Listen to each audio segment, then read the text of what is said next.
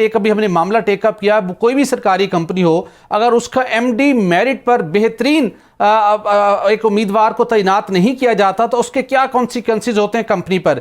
इसी तरह अगर रेलिवेंट एक्सपीरियंस का हामिल बोर्ड ऑफ डायरेक्टर्स को अपॉइंट नहीं किया जाता तो उस कंपनी की कारकर्दगी के ऊपर क्या असर पड़ता है, थोड़ा सा हमें सर समझा सकें तो। 2010 में पहली दफा मैंने पाकिस्तान में डेटा ढूंढने की कोशिश की कि पाकिस्तान की जो एसओईज हैं, जिनको आप स्टेट ओन एंटरप्राइजेस कहते हैं, पहले तो ये याद रखिए कि हमें पहली चीज ये पता चली उस पर कि aviation sector, railways, logistics, marketing firms, manufacturing firms, हर जगह स्टेट का फुटप्रिंट था। तो मैं सरकार में काम करता था तो मैंने ये कोशिश की कि हम ढूंढें कि कितनी स्टेट ओन एंटरप्राइजेस हैं। आप हैरान होंगे कि 2010 में मुझे ये डेटा नहीं मिला, कोई किताब नहीं थी जिसमें ये चीज लिखी हो।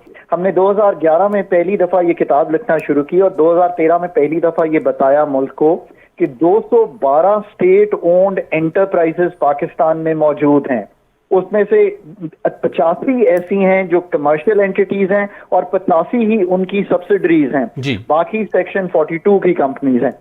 तब से लेके आज तक, जब तक मैं सरकार के साथ रहा, मैंने ये किताब लिखी।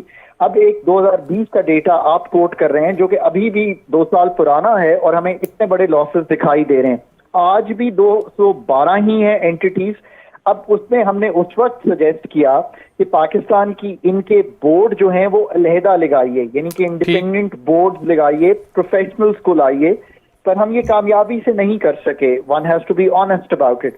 हमने ये सजेस्ट किया कि सीईओज जो हैं वो आप प्रोफेशनल्स उन मेरिट पे लाइए और उनको तनख्वाह दीजिए जो कमर्शियल प्राइवेट एंटरप्राइजेस की हैं, क्योंकि हमें ये भी पता चला कि ये कॉर्पोरेट एंटिटीज हैं, पीआईए, डिस्कोस, ये सब कॉर्पोरेटाइज्ड एंटिटीज हैं। ये उसी तरह है जैसे कि कोई प्राइवेट सेक्टर की टेलीनॉर कंपनी हो। मैं इसलिए मिसाल दे रहा हूं, पर हम ये भी नहीं कर सके। अब हम वहां खड़े हैं जहां एनर्जी सेक्टर के भी लॉसेस हैं। पीआईए का पिछले साल का 88 बिलियन का लॉस है।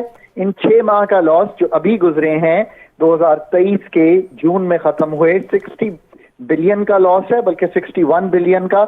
और पीआईए का डेट एंड लायबिलिटी 743 बिलियन की है। इसको समझिए। हमें ये एंटरप्राइजेस इन दी इमीडिएट तो जरूर बोर्ड्स एंड सीईओ से कुछ बेहतरी आ सकती है, पर ये बेहतरी ऐसी नहीं होगी कि हम इनको पायदार बुनियादों पर एज कमर्शियल एंटिटीज चला सकें। आपको जिन